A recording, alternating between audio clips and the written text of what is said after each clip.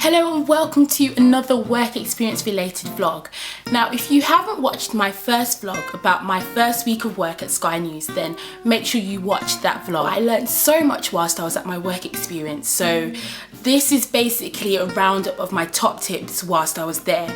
I know that we tend to hear a lot of tips about work experience, like make sure you turn up on time and things like that, but these were the tips that I found were personally really useful, so hopefully you'll find them useful as well. Tip number one would be to learn everyone's name. Now I know you're probably thinking, duh, that's really obvious, but actually if you think about it, if you're working in a massive organisation like Sky News, then you're going to be meeting people every second. There's so many names to learn. How are you going to do it?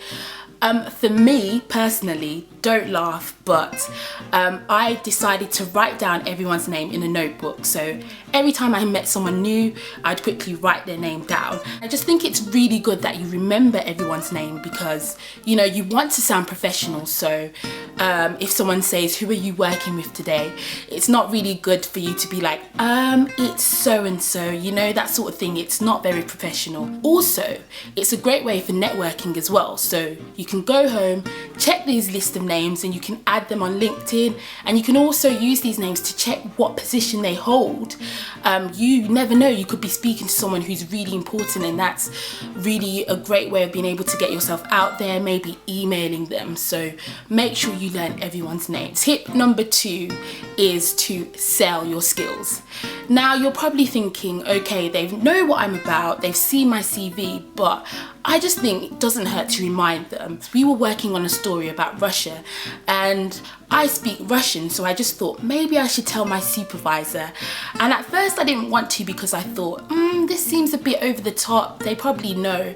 But in the end I plucked up the courage to ask and tell them that, you know, I speak Russian, and it ended up working in my favour. So I just think that if any way that you can help and you know that you have a skill in something, then it doesn't hurt to just remind them, because A, it makes you look really keen, and B, it gives them something to remember you by. Tip number three is quite simply, if you don't ask, you don't get. And I think this was the biggest thing I learned whilst I was at Sky News, and actually it was someone that worked there that told me this tip. And I just think it's really useful because you want to make the most out of your work experience, but you kind of don't want to seem like a pest, like you're asking for too much.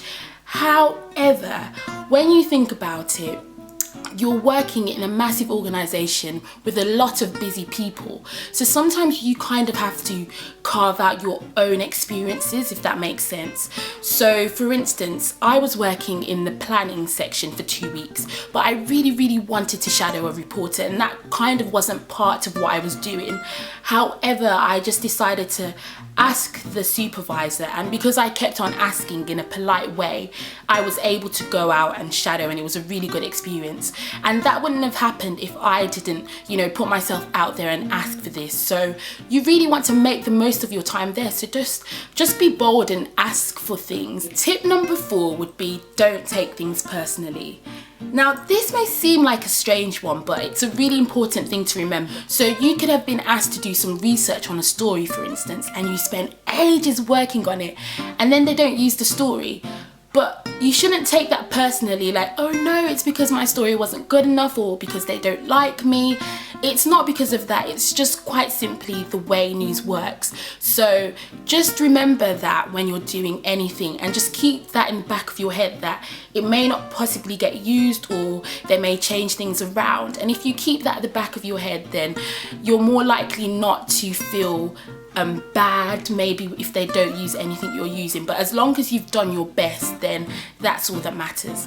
Okay guys, hopefully you found these tips useful. If you have any more tips, then feel free to drop a comment below, and of course like us on Facebook, follow us on Twitter, and please do subscribe because we'll have more content out for you soon. Thank you for watching, see you soon.